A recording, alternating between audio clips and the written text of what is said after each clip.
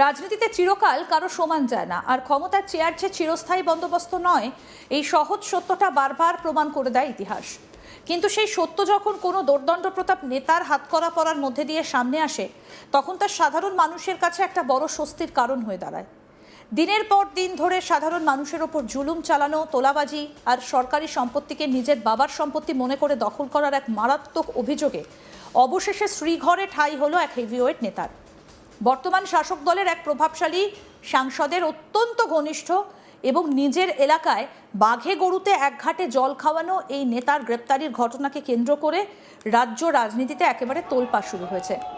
ক্ষমতার অলিন্দে থেকে যারা ভাবতেন তাদের গায়ে আইনের আঁচ লাগবে না, এই ঘটনা তাদের মুখের ওপর একটা বিরাট চপটাঘাত।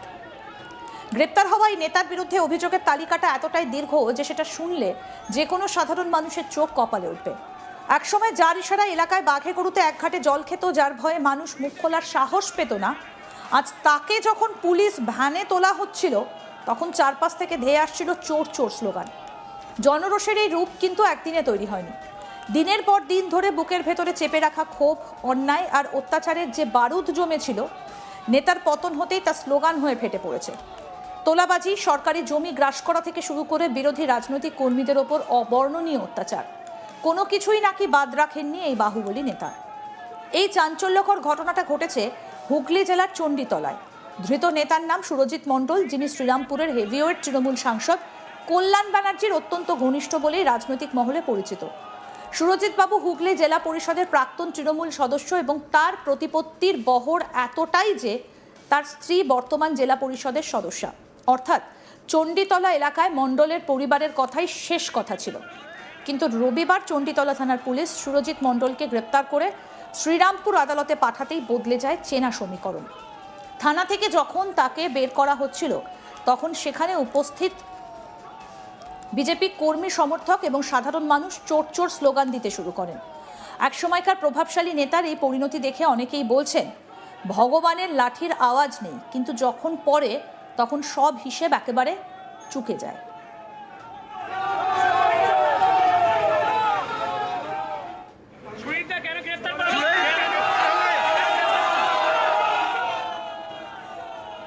এলাকার মানুষের অভিযোগ, এতদিন রাজ্যে তৃণমূল কংগ্রেসের রাজত্ব থাকায় এবং সুরজিৎ মণ্ডলের মাথায় দলের বড় বড় নেতাদের হাত থাকায় পুলিশ তার বিরুদ্ধে কোনো ব্যবস্থা নিতে সাহস পায়নি। সাধারণ মানুষ আতঙ্কে দিন কাটাতেন।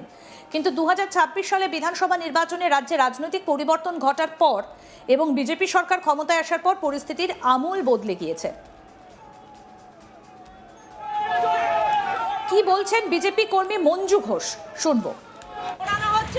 হাফ প্যান্ট একে তো বিনা কাপড়ে ঘোরানো উচিত, তাই না?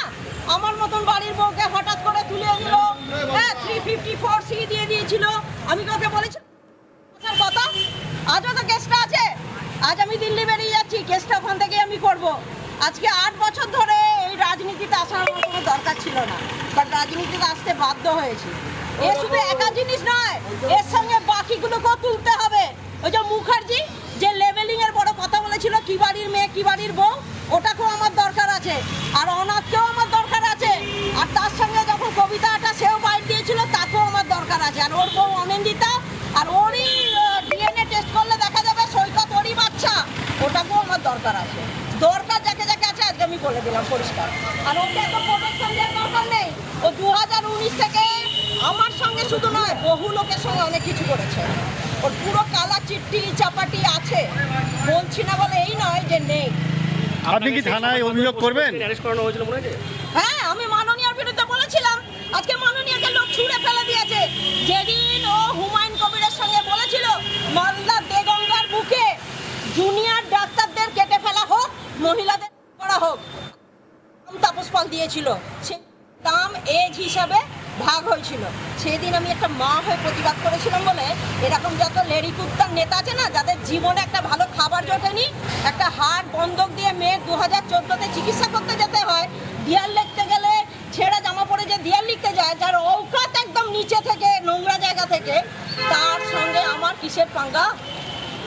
পাঙ্গা কার সঙ্গে নেয়? ও দিয়েছিল তো 17টা কেস। কোথায় রাখতে পারলি 3 বছর নন বেল? কোথায় গেল জয়ন্ত বাবু? ওনাকে তো আমি একবার ফোন করলাম, ধরলেন না কেন? উনি তো একবার ধরে কংগ্রেচুলেশনটা জানাতে পারতো যে বিজেপি গভর্নমেন্ট এসছে।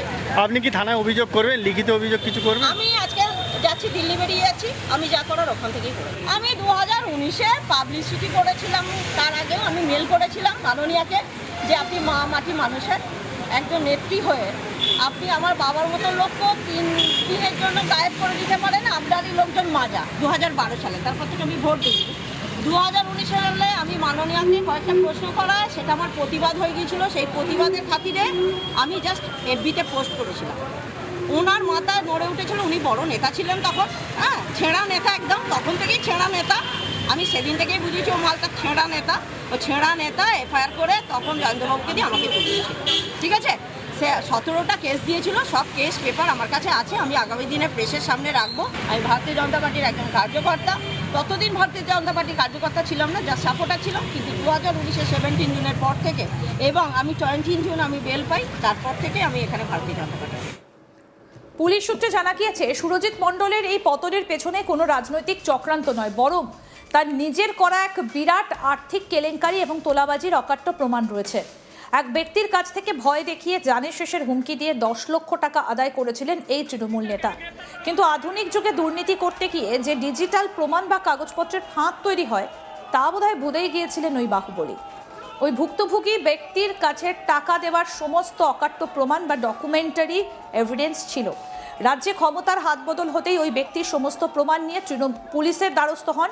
পুলিশ আর দেরি না করে আইনের ধারা মেনে সুরজিৎ মণ্ডলকে গ্রেপ্তার করেছে। এই বিষয়ে কি বলছেন স্বদেশ ঘোষ, আসুন শোনাই আপনাদের।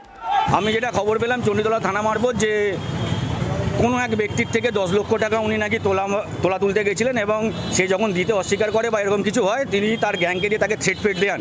তো এটা এনার প্রথম কাজ নয়, এর আগে উনি জেলা পরিষদের সদস্য ছিলেন।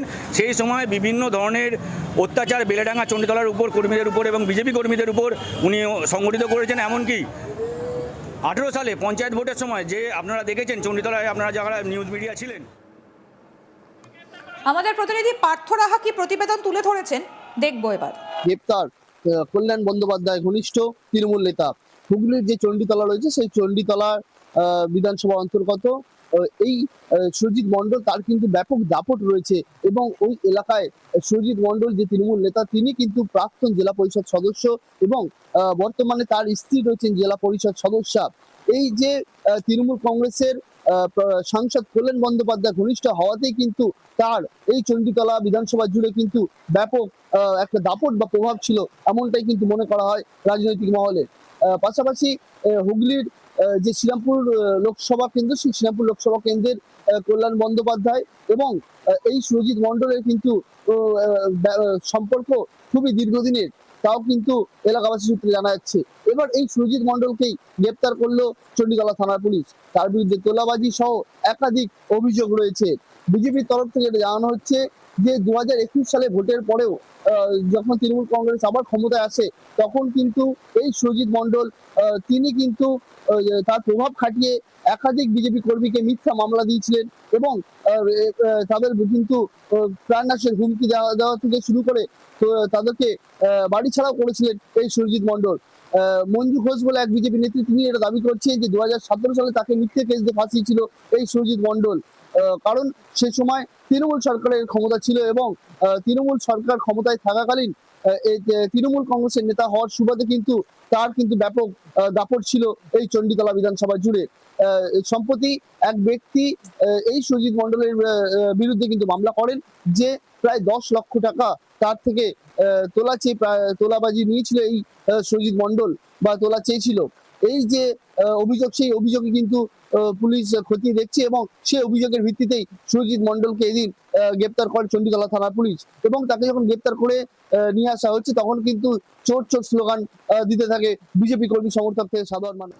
আরো আপডেট পেতে দেখতে থাকুন আজ তাক বাংলা, সাবস্ক্রাইব করুন।